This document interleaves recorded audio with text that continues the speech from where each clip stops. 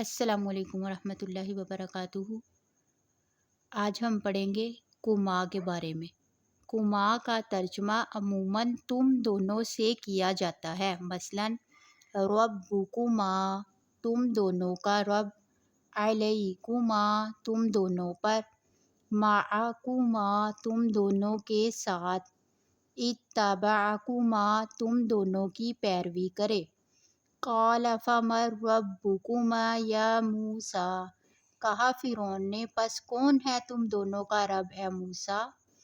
یرسل علیکما شواظ من نار، بھیجے جائیں گے تم دونوں پر آگ کے شعلے۔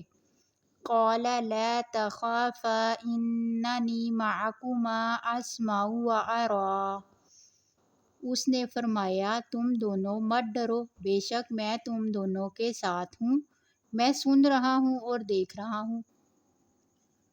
تما، اس علامت کا ترجمہ بھی عموماً تم دونوں سے کیا جاتا ہے اور اس کی قرآن میں صرف 2 مثالیں ملتی ہیں جو کہ درجہ ذیل ہیں، مثلاً شئتما تم دونوں نے چاہا، انتما تم دونوں، فکلا من حیث شئتما پس تم دونوں کھاؤ جہاں سے تم دونوں چاہو، وکلا منہا رغدا حیث شئتما اور کھاؤ اس سے آزادی کے ساتھ جہاں سے تم چاہو، انتما ومن اتبعکما الغالبون، تم دونوں اور جو تم دونوں کی پیروی کرے غالب رہیں گے۔